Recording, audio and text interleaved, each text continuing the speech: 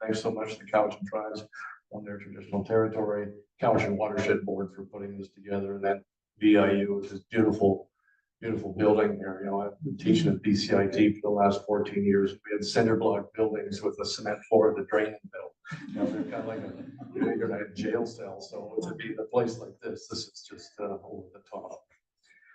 So let's get into the Cowichan River here. Everybody knows about the Cowichan because we're from the Cowichan Valley here. You know, it's 47 kilometers long, beautiful river, and it's designated as a BC Heritage River and a Canadian Heritage River. As far as I know, I've been in the river business for 40 odd years. This is the only river in BC that's got both of those designations.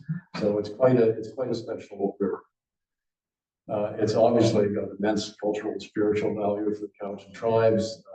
Spawning river for salmon, trout, steelhead, super popular destination for swimming, fishing, tubing. There's some of the local wildlife here that you see in those hot days of July and August. The tubers are just crazy on the river, and provides drink water for cattle, drinking water for Crofton, town of Lake Cowichan discharges sewage effluent into it, and you know.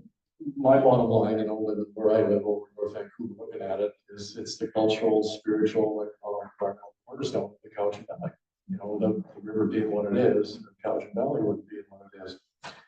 And it's rated as the #2 fishing destination in all of Canada. I mean, that's astounding. I mean, there's some good rivers, you know, the Miramichi and the Dean, and I mean, there's some amazing rivers in Canada. But the Cowichan, I don't know what #1 is, but you know, be #2. I'd actually rather be #2 than you have to worry about being knocked off, being #1. Everybody's on your case, so #2 is okay by me. So that's the Cowichan. So let's just get right into it. This the fish kill. You know, it was sometime in July 2023.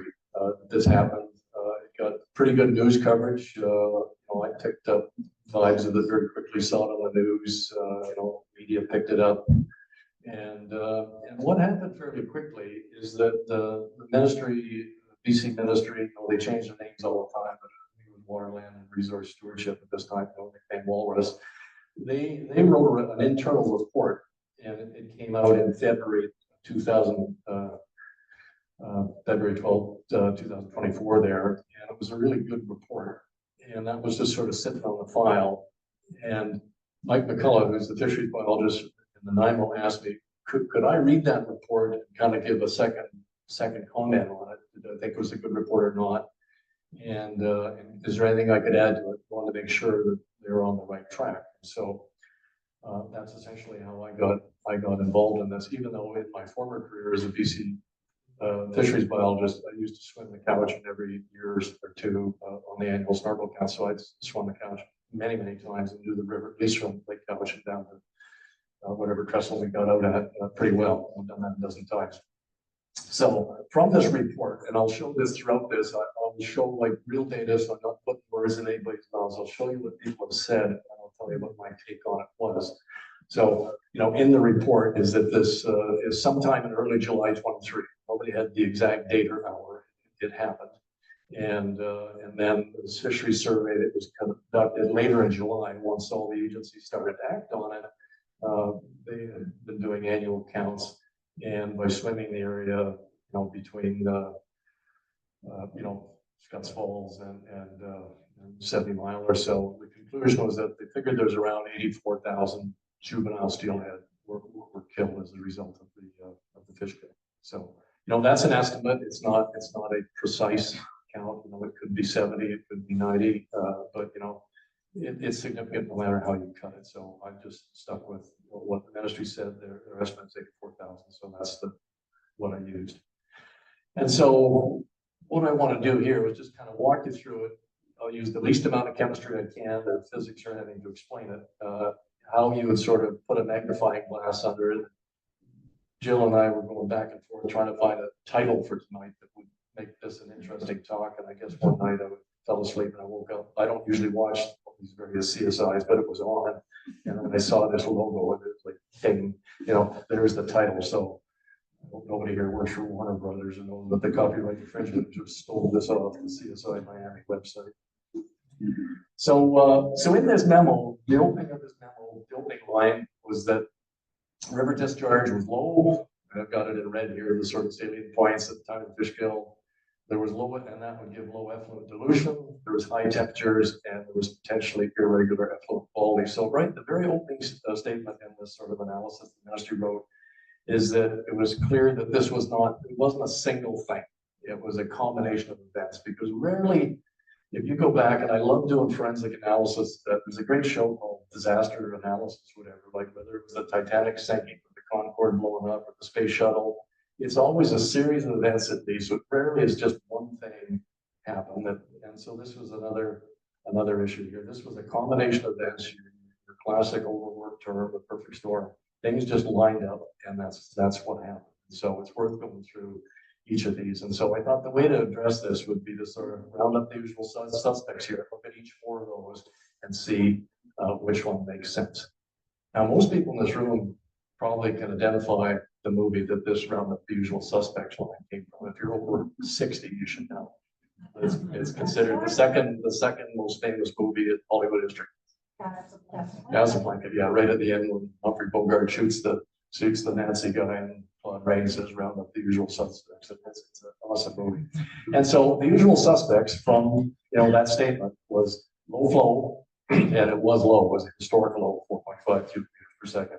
High temperatures, low effluent, and irregular effluent quality. So I want to sort of tease each one apart to see, is it or isn't it? So the first one, low flow. We all remember the summer of 2023. That was the $1 billion forest fire year. B.C. was on fire. Vancouver Island was a stage 5 drought. Worse than the Okanagan. The Okanagan is usually ground zero for droughts, but the southeast corner, all of Vancouver Island was in this stage 5 drought. So there was no doubt it was a super dry year. This is what the flows look like, or the elevation of Cowichan Lake. This is 2023. The black is 2024, and 2022 is the green. So the blue here, 2023 was the worst, compared to this year, 2022. It definitely was a bad year. This is the bottom of the sill where the Cowichan flow stops, and you have to start pumping. So that's the top of the weir, and that's the bottom of the weir. We're at 160 and 161.5. So there's no doubt it really was in a drought year. And so that's what near the end of that summer, the end of August, these pumps, Catalyst had to put these pumps in and pump water over the sill, because otherwise there'd be no flow in the Cowichan except for groundwater input. When you see a river, when I see a river like that, that's like seeing somebody in the ICU with about 10 tubes into their arms and a heart monitor, all the beeping, somebody that's in the critical care unit. When you see that, that's having to be done to make a river function. I mean, that's pretty drastic stuff. And so that resulted in the flows. That's that blue line there. Flows all summer were just, if that's not a medical flat line or an environmental flat line, it's just flat line at 4.5 cubic meters per second all summer. So it really was historic low flows. And so there was low flows. Second suspect was temperature. This is the air temperatures with the ranges. These are the peaks. Everybody know it was a hot summer. This summer, 2024, it didn't seem anywhere near as hot and dry as the summer of 2023 was. And there were peak days, up around at this particular weather station where it was up around 28, and I'm sure there was isolated sort of microclimates where it was over 30 in the Cowichan Valley. And so when you take a lake like Cowichan Lake, lake-headed rivers, they always take the top water. Obviously, lakes drain the top to go down the river. You can't drain out the bottom. And so it's like they're pulling a deck of cards off the top. Now, lakes stratify, the warm waters at the top and the cold waters at the bottom. So any river that's lake-headed in a very hot area is going to automatically be getting the hottest water going out. And so this fact that the lake stratifies means you're kind of predisposed to getting the hottest possible water as the climate warms. If this was not a lake-headed river, if this was just a river going up into Strathcona Park or something like that with melting glaciers, then you get very cool flows all the summer as the glaciers melt. You see that all through the Kootenays as the glaciers on the big rivers and the Kootenays are coming out of the Montashis and the Selkirks. They've got ice cold water, 4-degree water all summer in the streams. If you fall in, die of hypothermia. But when you have a lake-headed system, you're at risk already because you're going to be getting that warm water because it's a surface skim. And so lake-headed systems, are predisposed to being vulnerable to climate change, and Cowichan being a classic example. The heat wave warmed that water up, and so there was temperatures measured at 24 degrees in the Cowichan. I was working up on the central coast with the Cowichan band over on the mainland coast on Fulmore Lake, and we measured temperatures in the Fulmore River at 26 degrees. It was just staggering. I mean, the hottest I'd ever seen Okanagan Lake was 25 degrees. That's in the Okanagan. Here we get rivers here in the same temperature. So the heat wave was on, the lake heated up, and the river was at 24 degrees.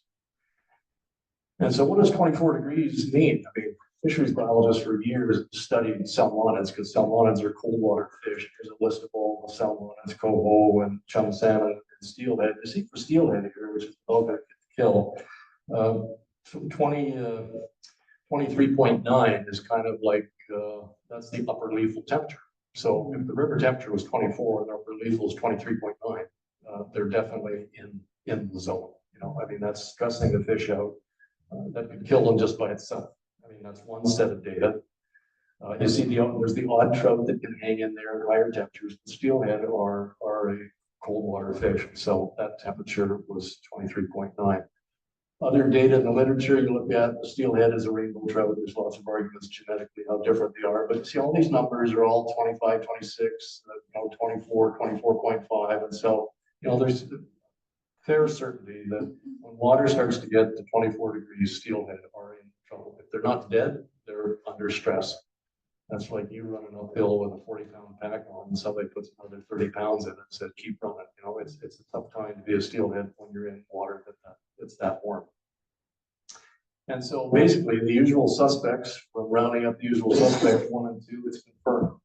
There's the flow. It was flatlined at 4.5 cubic meters per second all summer at its historical low, and even dipped down a little bit below that at one point. And the temperatures were up just touching at the over 24 degrees. So no doubt that it was a low flow situation and high temperatures. And so, nature has dealt the hand that you've got because it's a lake-headed river. It's warmed up. Climate change is here. If there's somebody that doesn't believe in climate change, you're probably talking to the Easter Bunny at the Tooth Fairy because climate change is here. And it's weird. We just had an election, and there's an election in the U.S. where half the candidates are in on climate change. It's just, it's incomprehensible when you look at the science. So the third of the usual suspects that was in the report was about low effluent dilution. And ministry issues permits to any municipality. Anybody in B.C. has a permit issued, whether it's Kelowna, Penticton, Kearney or Campbell River, they have a permit to discharge. And town of Lake Cowichan is no different. It is a permit to discharge about 3.5 kilometers down from Lake Cowichan into the river. And so, was there low effluent dilution? Was the question. And the way you calculate that is very simple. You just look at what the discharge of the river is and what's the discharge of the effluent. And this is supposed to be greater than 200 to 1. So for every 1 liter of sewage effluent, there should be 200 liters of water. That's the effluent dilution ratio that the ministry sets, which is a guideline that's been around for years. I'll come back to talk about that because I think it's now past its day. But that's how you calculate the mean dilution ratio.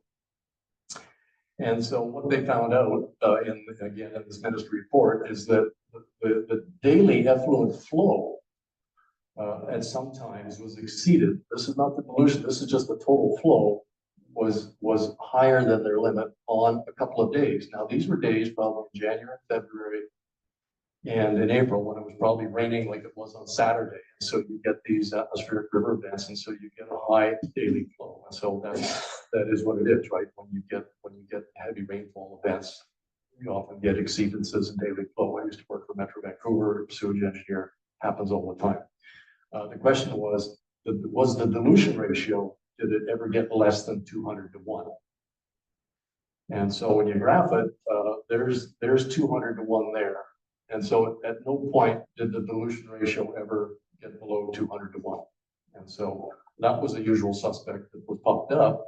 and suggested, and it turns out that it was not confirmed. It didn't happen. But the star here is that these dilution ratios were centered around kind of an old school. There used to be an engineering school. They used to teach you that the solution to pollution was dilution. This was sort of beat into civil engineers in the 60s and 70s. If anybody says that today, you get thrown out of the class. It's not on. But these regulations around the 200 to 1 were kind of set around things that could be diluted, and it's kind of an archaic way of looking at things, because the parameters that dilution 200 to 1 apply to were very simple things like total solids or biochemical oxygen mass, not the really sensitive things that I'll talk about later about nutrients, phosphorus and nitrogen. That dilution ratio never took into account nutrients. And so that's a flaw in the system. It's a flaw in the way government issues licenses, permits, and it's something that needs to be addressed. So the third suspect was not confirmed with that caveat. And then the fourth one was that there was irregular effluent quality. And so again, the fisheries staff, they said this is a minister's report that the town of Lake Cowichan effluent was green and goopy, and there used to be green algae downstream of the discharge pipe. And again, that's the part of the river that I swam every year, because I like to see what it looked like, because it was an interesting experiment to see what happened when you had nutrients to water. And they said that in 2023 it looked different. This is normally what it looked like, and that's what it looked like in 2023. That there was this lots of thick brown algae down there. So the guys that, when you swim a river year after year after year, you start to sort of get an idea that what it should look like. And so there was more algae than normal in July of 2023. And so this report says determine if there was any anomalies in the lagoon effluent, summarize and compare water quality data. So this is where there's a little bit of science in here, but their conclusion is overall there was a couple of effluent parameters that in June, July, and September, the total ammonia was elevated. And this wasn't something that was illegal or was not allowed in the permit. It was just, it was higher than it had been in other years. These water chemistry parameters, there was a lab error. And so basically these get chucked out, you can't say anything. And phosphorus in the lagoon effluent was higher in 2023 than in some previous years. So the takeaway is that, yeah, in the effluent, there's a little more ammonia, a little more phosphorus than normal. Fair enough. It's not something that's prescribed in the regulation, but it's an observation that was made. And so if you look at the data, here's all of the data from January through December and 3 different years, 21, 22, 23. And so these blue dots here saying that they were, they weren't extreme outliers, but the ammonia was high and phosphorus was high, but it had been high in previous years. In looking at all this data, I think the Cowichan River probably dodged a bullet in 2021. It was probably on the verge of having a fish bowl in 2021, but it didn't happen just because you didn't get that perfect storm alignment of a really hot summer. But it's, you're looking at the data, you can see that, boy, it's like if you're driving around a corner and your fender's clicking the guardrail post, you're probably getting a little too close to the corner. And I think 2021 was like that. So that's what's coming out of the pipe. And so what happens once the discharge goes into the river? And so here, the analysis from taking water samples out of the Cowichan River showed that, yeah, ammonia and phosphorus were elevated downstream relative to upstream. And this is classic sort of experiment. You measure what's happening upstream and measure what's happening downstream. If there's something in between, that's what's causing it. And so it turns out that those observations of elevated ammonia and phosphorus in the effluent also turned out to show elevated phosphorus and ammonia in the river. And so again, when you look at it, the kind of pale purple, each one of these 2023 ones is higher than in 2021 and 2022 by a bit. And so, but the problem is that the fish kill happened in July, and so there is no data collected in July because everybody was responding to it. It's like the fire alarm went off. And so, this data is all in August and September. So there was really no data collected from the river in July. And so this is where you have to put your forensic analysis hat on and sort of try and back calculate to see what it was like. So I can remember I got pulled over by a cop one time driving down on the Coquihalla, and he said, "You were speeding." I said, "Well, I didn't see you catch me on the radar." He says, "I didn't, but I looked how long the bug streaks were in your windshield. I could tell you're doing 140. Old-time highway patrol guy. That's right. Yeah. Okay. You know, you should clean the windshield well up. Anyway, there are ways with, you know, some forensic tricks you can use to kind of figure things out, and that's what I had to do to fill in that July data gap. So we look at the published data from this ministry report. This is called the box and whisker plot. It's kind of a crude way of showing all of the data. That's the median, which is like, it's the middle of the pack. That's the 75th and 25th percentile, and that's the low extreme. That's the high extreme. So they're often used as a way to just show a ton of data in a simple graph. What that shows is 2023 for ammonia was not all that out of line.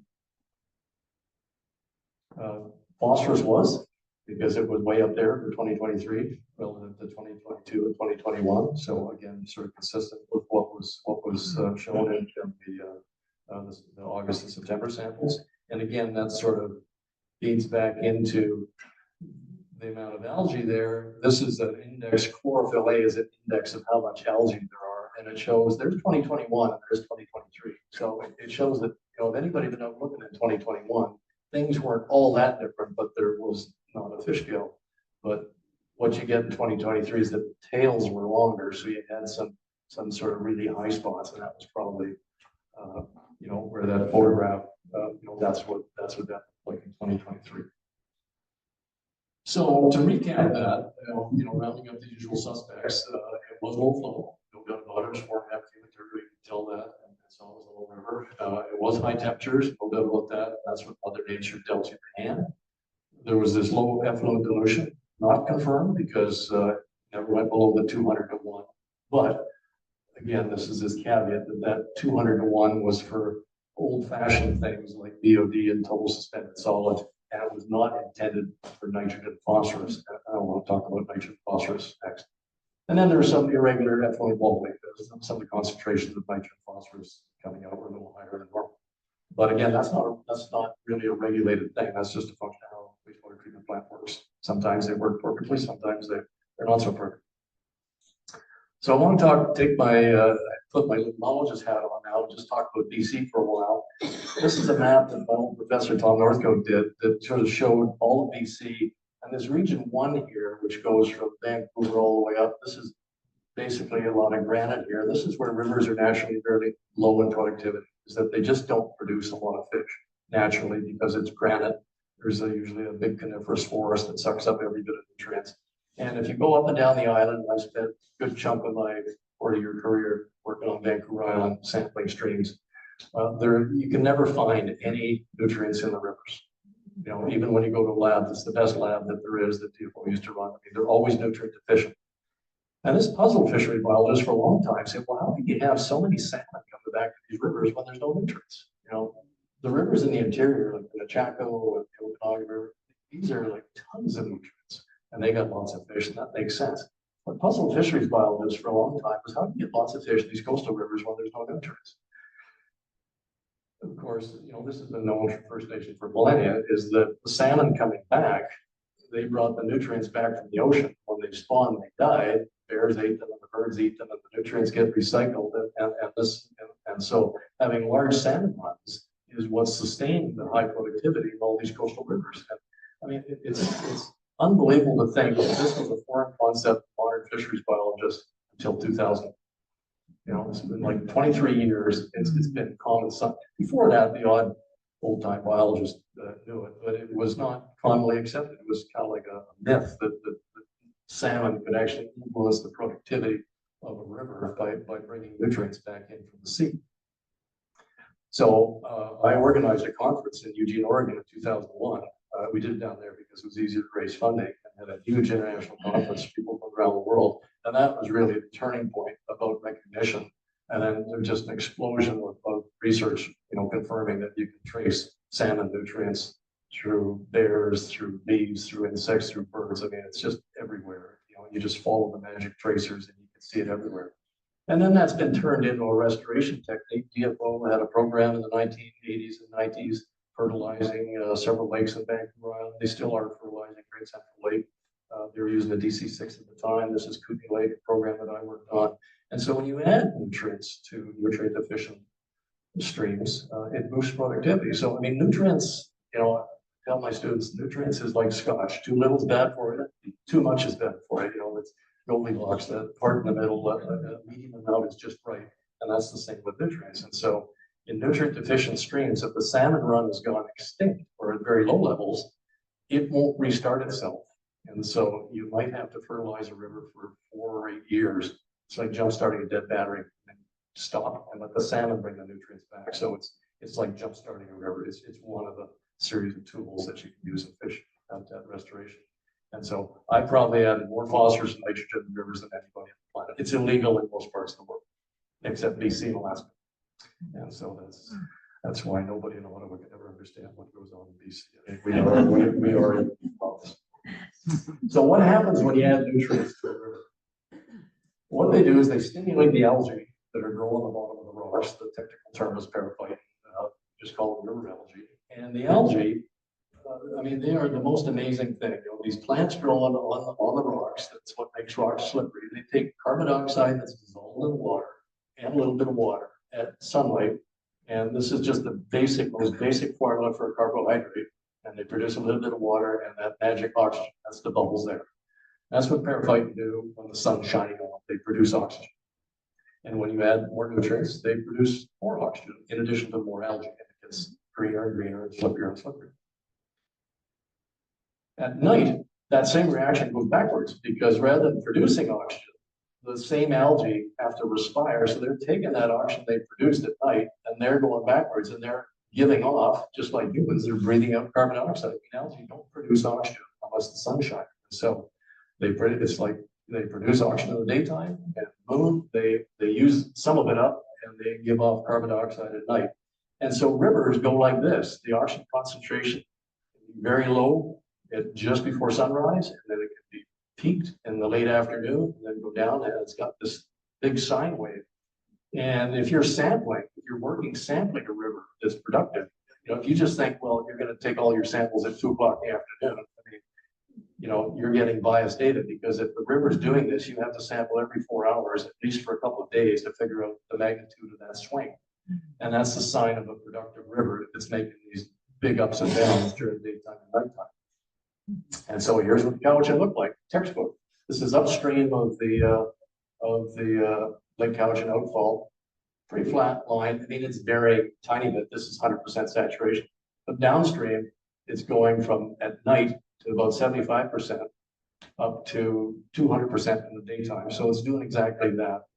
What that is indicative from a forensic point is that there's excessive nutrients in the water that's making it go through these big swings. It should just be bouncing around a little bit like that. And so this is a sure sign that there's excessive nutrients in the river that's allowing the algae to kind of go crazy during the daytime, and then they're going, okay, yeah, we went a little crazy in the daytime. We're going to take up all that oxygen at night because there's too much of this.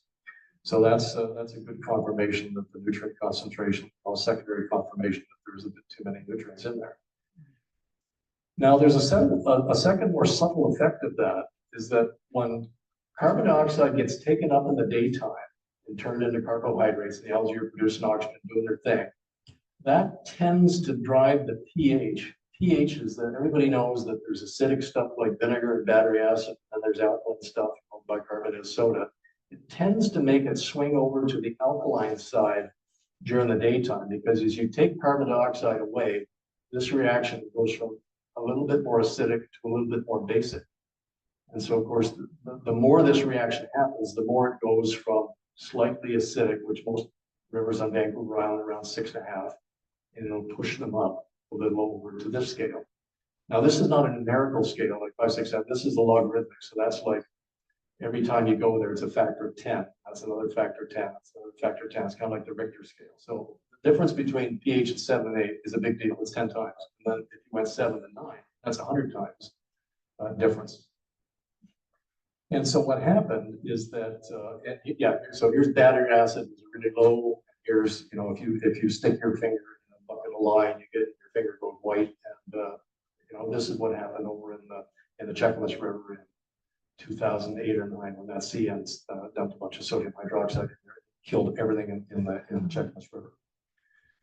So if you look at the pH, I mean, the swings here, here's the sort of black is upstream of the Lake Cowichan effluent, and it's sort of bouncing around from 7.5 to 8, kind of sort of normal fluctuation you expect to see. Downstream, because of the additional nutrients, the pH swings are now going from daytime to less than 7.5, but at night, but in the daytime, they're getting up to 9.5. So that's 2.5 orders of magnitude. That's a huge change in pH. So the nutrients are causing the algae to grow. They're producing oxygen in the daytime. They're respiring carbon dioxide at night. During the daytime, because there's no carbon dioxide in the water or less, the pH goes up, and you get these big swings. And then this is what I mean. This is the chain of events. Then what happens is ammonia. Everybody's probably cleaned the bathrooms with ammonia. When ammonia gets added to water, it goes into this reaction where some of the ammonia is in the NH4 form with a plus on it, and some is in the NH3 form with a hydrogen ion there. And this is called the ionized form because there's a plus sign on it. It's ionized. This is the unionized form. And these are in balance. It's like yin and yang, and they're in a balance. And so the NH4 plus is less toxic to the fish, and the NH3 is toxic. So a fish that could stand a fair amount of this, it's converted into that same concentration. It loses its ion. This becomes more toxic, and that's not. And you can see here, this is the standard table of the ecotoxicology book. It says as the temperature goes up, you see this is the percent unionized, so the percent of the NH3 stuff. As you go up from 0 to 5 to 10, this changes a little bit with temperature. As it gets warmer, you get a little bit more of the toxic stuff.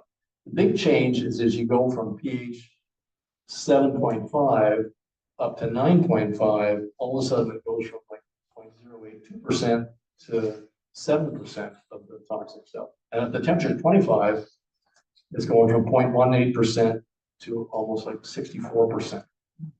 So if you have warm water with high pH with ammonia in it, that is really setting up a stressful condition for fish. And the reason that is, if you sort of did a cross-section of a gill, think about this is a furnace filter where if you had NH4, because it has a positive charge on it, it gets stuck in the filter, just like if you have electrostatic furnace filter. Because it's got a charge on it, it can't pass through. So if there's any NH4 out in the environment, it gets trapped on the gill membrane, can't get into the fish's blood. If it's NH3, it just sails like through, like it's not even there, and then it gets into the fish's blood and does all sorts of funny things to the fish. That's why NH3 is toxic and NH4 isn't. It's not that this isn't toxic, it can't get into the fish. It can't get across the gill membrane because essentially this is like a little grappling hook. It gets stuck and it can't get inside the fish. And that's why you have this funny relationship between NH4 and NH3 plus. So if you look at it, the water quality guidelines say that at pH 9, which the Cowichan was getting up to at 24 degrees, it says, 0.067 is kind of the standard number. There shouldn't be any more than that in the water. Now, here's the problem. Nobody collected any samples in July because the fish kill happened in July. The samples didn't get collected to August. So this is where you have to do the how long is the bug smear on the windshield thing to figure this out. So I back calculated and got some data from what was the concentration in the river and the flow of the river and the concentration from the Cowichan and the flow, very low, 10 liters per second. And it came out that the concentration, instantaneous concentration in the river around the outfall was about 0.085. And the magic numbers, it shouldn't be more than 0.067. So the calculated results, no data, this is purely calculated, like measuring how long the skid marks are on an accident, the guardrail's gone, there's a car down the gully, is that the total ammonia in July 23 exceeded the water quality guidelines. But there's no hard data, it's calculated data or inferred data. So it's it's the best you can do when there's no data there. So the bottom line on all of this, if I had to put my hand in the Bible and stand in front of a judge, this is what I'd say. The Cowichan River fish kill in 2023 was caused by a combined interaction of low flow, which was Mother Nature dealt that hand, high water temperature, which is bolded because that was definitely a stressor, low effluent dilution for nutrients, irregular effluent quality, but the effluent quality, it just wasn't by itself. It had to grow excessive algae, that had increased pH, that had to shift ammonia to the unionized form, and the overnight depressions and dissolved oxygen. So you can see how everything just had to line up. And when all those things lined up, that killed the fish. It was not, there was no single thing. So if you want the smoking gun, there's the smoking gun that did it.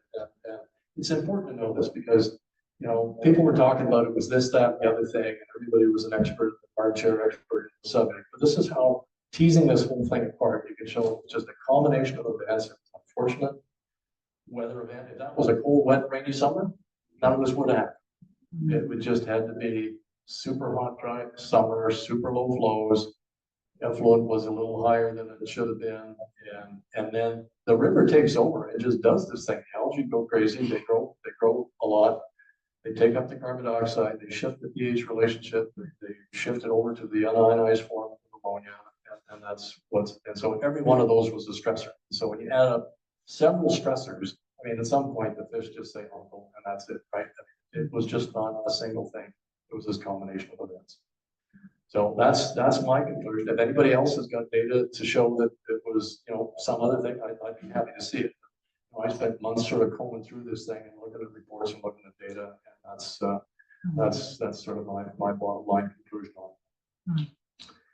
So I could have told you that in the first place right off the bat, right? But you know, I want to walk you through this to show that when you make mistakes, because we're living in this alternate facts universe where everybody's got opinions on everything, and you know, anybody that knows me and starts telling me something, I just say, just stop, show me the data, right? That's like my middle name. Show me the data, right? I just want to see for myself what it is. And so I wanted you to sort of see how I arrived at that conclusion was just by going through all the data and using the best insight that I had to show what happened.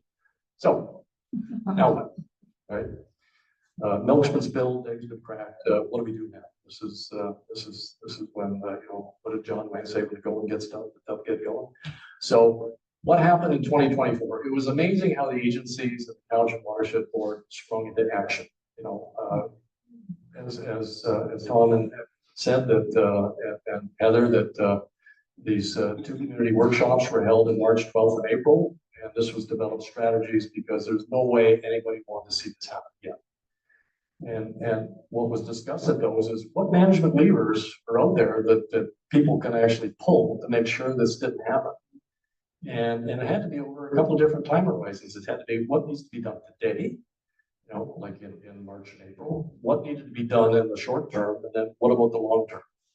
And at that meeting, the second meeting, it was agreed that the flow in the Cowichan would never be at 4.5 again, it's 7 cubic meters per second rather than 4.5. Now that caused, there's a pretty lively debate about that because, you know, you're kind of robbing Peter to pay Paul, because if it used to be higher flows in the spring, you're not letting those higher flows go, you're saving them in the summer. But you know, when you're backed into a corner, you know, something's got to give. And so the decision was to shave a little bit of water off the spring flow and save it for the summer so you could have 7 cubic meters. And that's what the flow was all this summer. It was just flat at 7. And then there was an incident management team formed. You might have seen these on the news all the time, like Williams Lake's on fire or West Kelowna. That there's an incident management team, and they would meet, of course, every morning when forest fires raging through your community. And so this team met. Heather and Tom chaired this, and met every Monday morning for half an hour throughout June, July, August, and September with the DFO, with the ministry, the Cowichan Watershed Board, Cowichan Tribes, Regional District, to discuss, okay, what are the current conditions, and does a lever need to be pulled and some action taken? And throughout the summer, there was levers being pulled and things being done to make sure there wasn't a repeat of fish kill. So it was a very action oriented. It just wasn't like, let's get together Monday morning and BS. It was actually having discussions to do things preemptively to make sure that there was no fish kill. And thankfully there was no fish kill this year. Out of those workshops, there's this action matrix came out that said, well, big picture looking down the horizon, there's, with this immediate short term and long term, there's 5 kind of general areas that we identify. One is really this Cowichan River flow and temperature has got to be dealt with. Right? I mean, people have been seeing this coming for a long time. The river use management, how angling regulations and closures, that's something that the government regulations, they can open and close and put fishing regulations on. That's another management lever. How the town of Lake Cowichan manages its effluent management. They've got options because they have some extra lagoon capacity there. There's some habitat. There's a couple of cool water. Anybody that swam the Cowichan, you can be swimming along in 22-degree water and you get 10-degree water, like in Bear Creek, where it comes in there. So those areas need to be mapped off and protected against any development or anything, because those cold water inputs are going to become more important over time with climate change. And then just routine monitoring. And there was a ton of monitoring. The Cowichan had more sensors in it this summer. As far as I know, it was the only river in Canada that had a bunch of sensors that were measuring temperature, oxygen, pH every 5 seconds and reporting back in sort of real time. I mean, this river was, talk about being under a microscope. I mean, it had the finger on the pulse all summer. It was impressive what the agencies came up with, and the Cowichan Watershed Board somehow found the money, found the people, found the instruments, and got it in there. I mean, I've never seen that in life. So that's what was done this summer. That was the immediate short term. And then it's, so what do we do in the long term? This is kind of the vision for the Cowichan watershed. There's no doubt that climate change is here. I lived in North End. I mean, Saturday was just bizarre. I mean, it was like being in the Wizard of Oz, but it was water rather than a tornado. I mean, the flooding that was going on there. And climate change is going to get worse. I mean, there was this argument about trying to hold global temperature to 1.5 degrees. We just blown past that so far. I mean, there's, with who's trying to get elected these days, provincially, federal, carbon taxes, carbon management. Trump, all he says is drill, baby, drill, and his mannequins in Ottawa are not going to be that far off. So we're going to have to live. It's baked in now, unfortunately. Carbon dioxide's in the atmosphere. It's got 100-year residence time. It's baked in. I mean, I've got ideas about how to fix it all, but I mean, it would take bazillions, and I'm not in politics at the moment. I'd probably last 5 minutes because I tell the truth. So we're gonna have to live with some degree of climate change and adapt to it. And so of the 4 big problems, the usual suspects, as Claude Rains said, 3 of them will be solved by that Cowichan Lake Weir.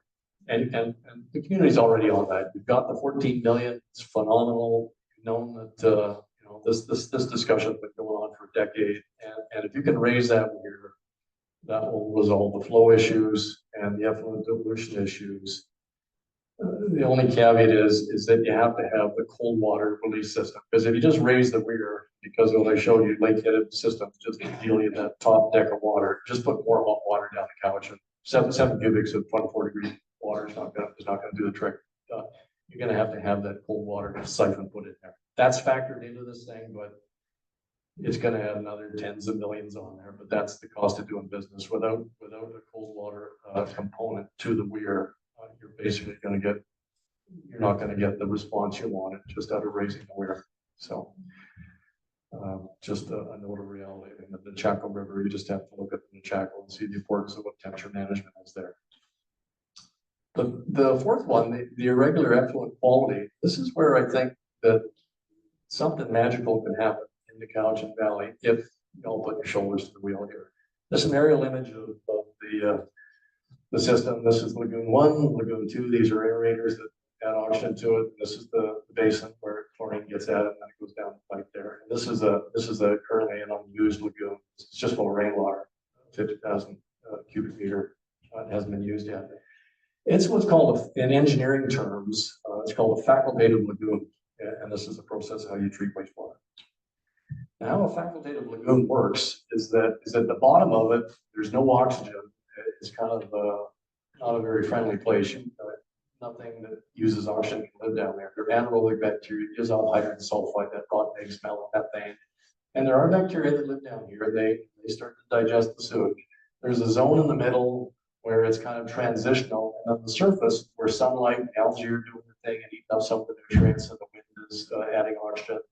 And if all 3 of these things work perfectly, these facultative lagoons were a reasonable solution.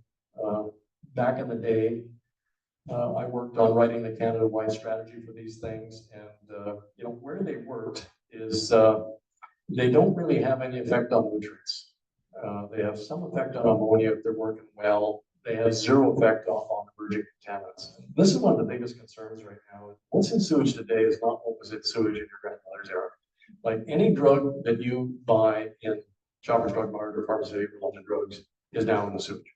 Whether it's from acetaminophen to zinc sun cream, it's all in there, and it's really changed the way that sewage has to be managed because it has all these things called emerging contaminants of concern. The latest one that's got everybody freaked out is stuff like Teflon and Scotch guard, called PFAS. They're these forever chemicals, they don't go away. Anybody's using Teflon pots and pans or muffin tins, chuck them out. I mean, that's the worst thing you could ever do, is use any non-stick coating. I mean, it's bad stuff. And the thing is, these lagoons, as they fill in over time with sludge and that, they get less effective because they don't have that full depth range to do their thing, because they kind of get shallower. And you know, like anything, you know, as they get older, they're not quite as effective as they could be. And so this is kind of how I look at lagoons. That you know, when you used to get these ads for the 1960s Chevy with the fins on it there, I mean, it was pretty hot stuff in 1960. And these facultative lagoons were okay in the 1960s because a lot of these drugs and pharmaceuticals and things, they weren't around there, anti-cancer drugs. And where lagoons work well is in areas that are dry and like in the prairies, middle of Saskatchewan, we got farming towns of 200 or 300. They're perfect. You know, they got 10,000 acres around them. Most of the water evaporates, not discharging into the river. That's the sort of place where these facultative lagoons can still serve a purpose because they're relatively cheap.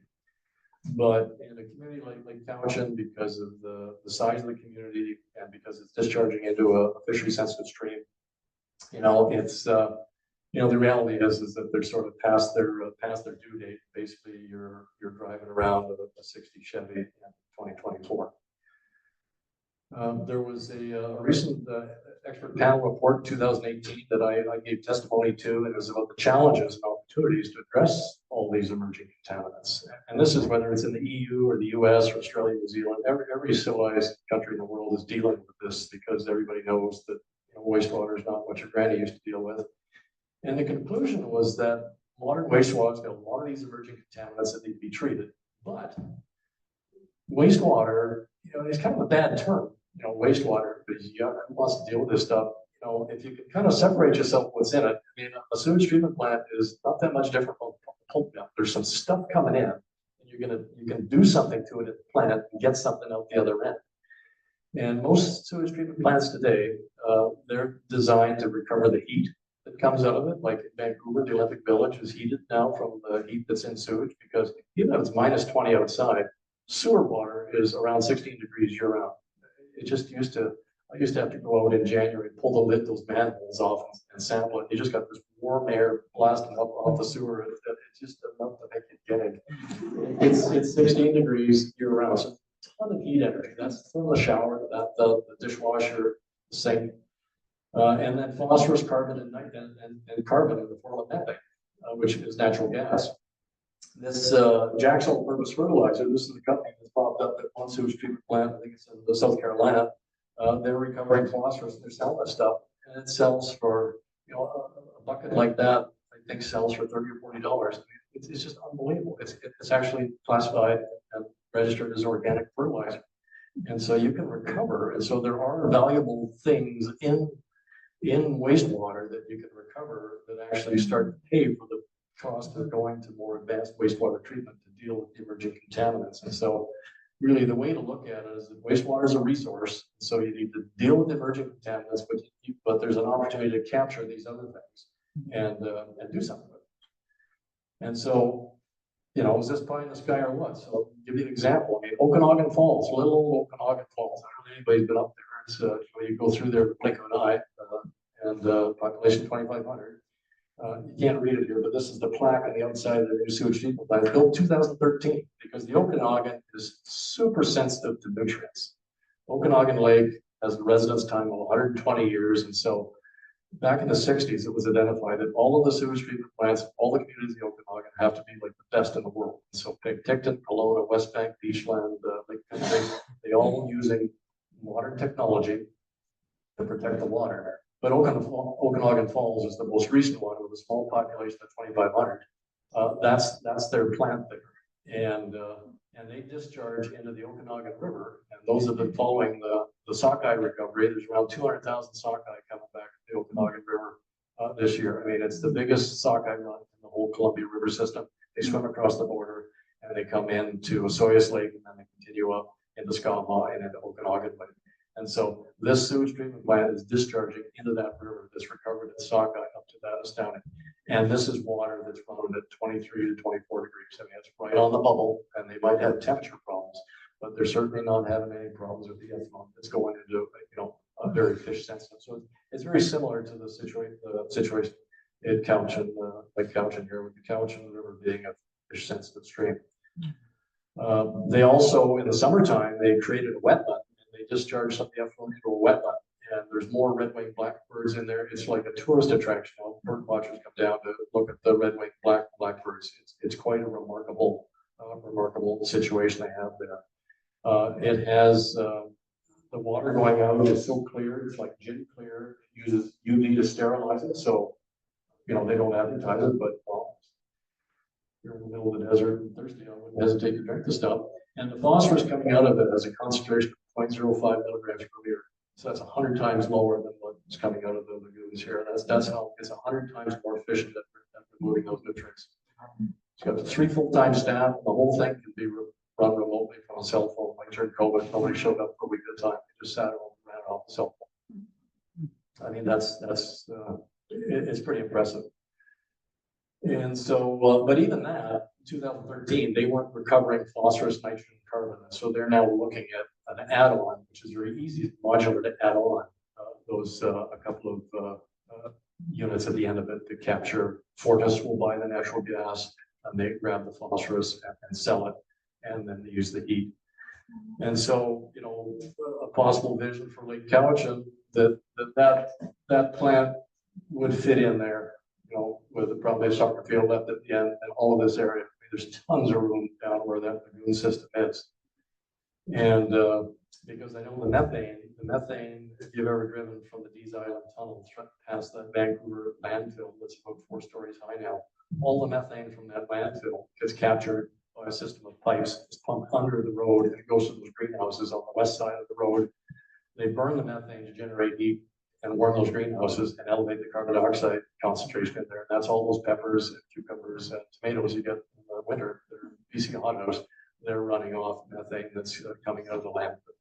And so, there's that kind of, you start to look at the wastewater. It's something that you can use and have a benefit from it and get into a more sort of, holistic sort of, what's called the restoration economy. So I sit around with my friends, who are in sewage treatment engineering, and you have to sit off in a corner club because we're talking about sewage treatment. You don't want anybody over here because they throw you out or call the cops. But I mean, it's fascinating stuff because you kind of get into the what ifs. And so, my bottom line on all this, from my perspective, is again, the Cowichan is such an amazing place. I had the privilege, as Tom said, working in this business for 40 odd years, and I've worked in the Chaco and up in the east, and the Chilcoot, the Caribou, the Okanagan, and the east and west Kootenay, and the lower mainland. And Vancouver Island is it's magical. Climate change, population growth are here. They're not going away. You can manage the population growth. Climate change, you can't.